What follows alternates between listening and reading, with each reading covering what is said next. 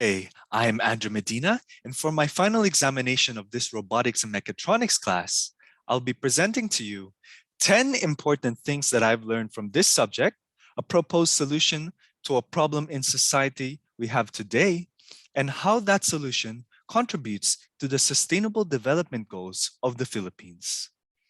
One important skill that I've learned from this class is the importance of teamwork and communication skills. A few months ago, my classmates and I formed a group to create a practical solution using robotics and automation.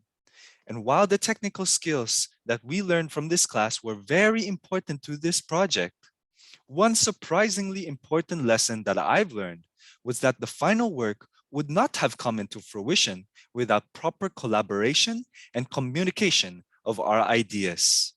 One task I was assigned to complete was to create a digital 3D prototype of our project.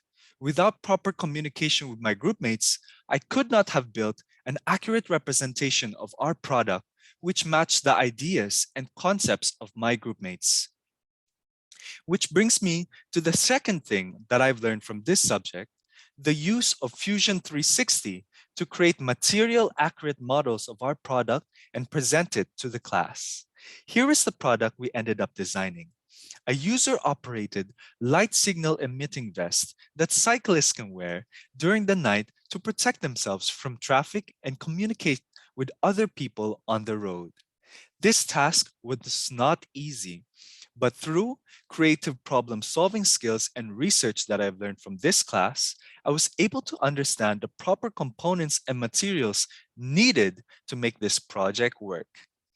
After countless tries and failures, not only in this project, but in other assignments from this subject as well, one valuable lesson that I've learned from this robotics class is that anything worth building is worth building more than once. Over and over, we had to remake this product and try different solutions. But most of all, we never gave up. One important part of this project was the Arduino Open Hardware Development Board. Through this class, I was able to learn about Arduino and how to utilize it to create various robotics and mechatronics projects that I will talk about more later.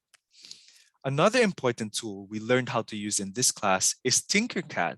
By using Tinkercad, I was able to learn how to create simple circuits using advanced components like the potentiometer. One important technical lesson I learned was how to create a blinking LED with Autodesk free online Arduino simulator. Now, this particular assignment has proved to be very useful for the creation of the blinking signal lights used in our preliminary project, which was the vest that would have blinking signal lights when you activate its controller. The next step in my learning was being taught how to use Arduino integrated development software.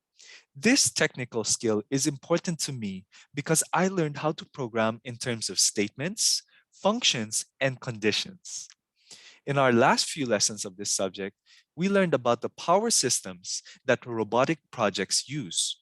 One such example is what we see right here.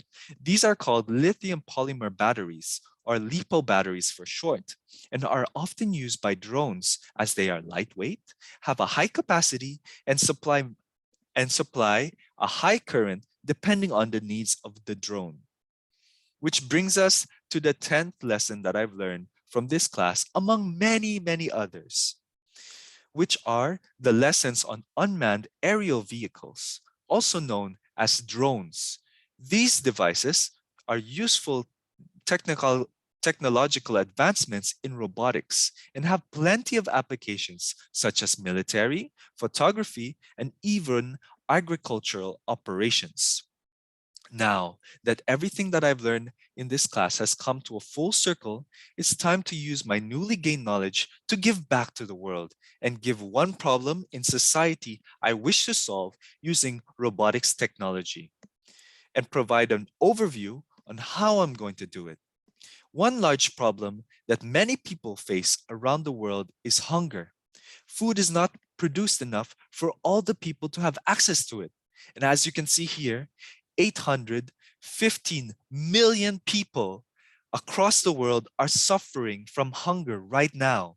And according to the BBC News, 1 in every 9 persons in this world does not have enough food to feed them every day. Because of this, I propose we use a robotic drone technology to aid in large-scale agricultural projects to produce more food for those who need it the most. By using drone technology, we can pollinate crops, alleviating a lot of work from pollinators such as bees who are actually going extinct.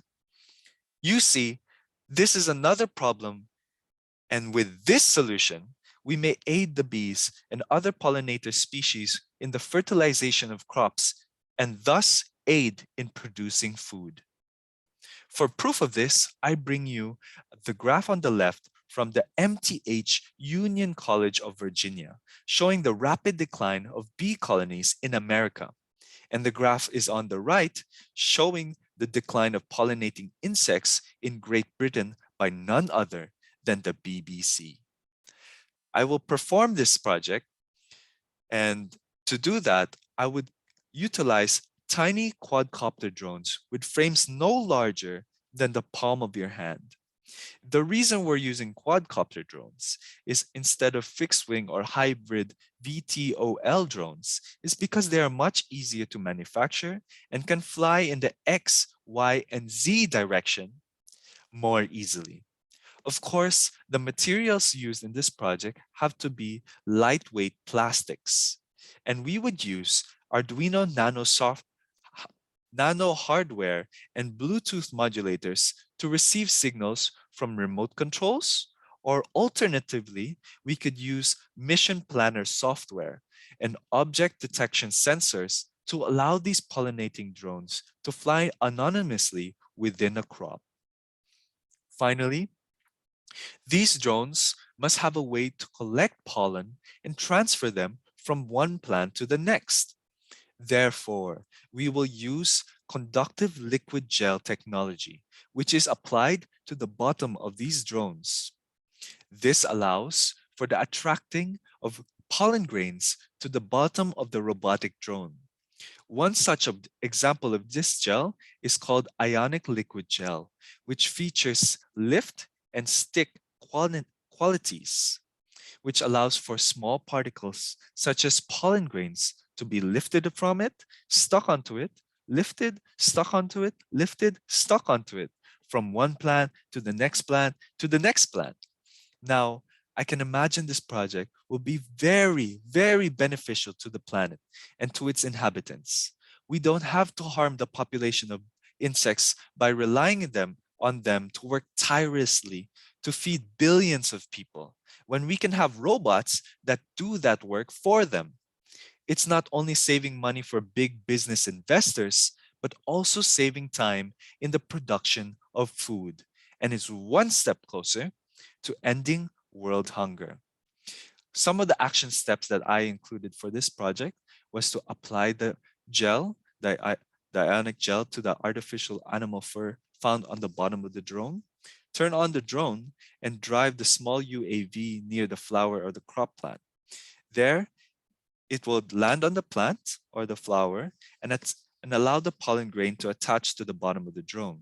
Then we would drive the small drone to the next flower or the next crop plant and rub the pollen covered gel into the stigma of the said plant and to the next plant, and repeat over and over until you're satisfied with the product. Then you would return to the base of actions and repeat for the next day or for the next time you would like to use the product. This proposed solution would contribute to the Sustainable Development Goals, or SDGs, of the Philippines by bringing about sustainable food production methods, aiding life on land, bringing about decent work and economic growth, and helping the environment and its ecosystems. Finally, the specific goal that this project would contribute the most is zero hunger, providing food security and promoting sustainable agriculture to all the people in this world. Thank you for listening to my video presentation. I hope that you have learned just as much as I have from this wonderful class through this short video. Have a wonderful day and God bless you. See you next time.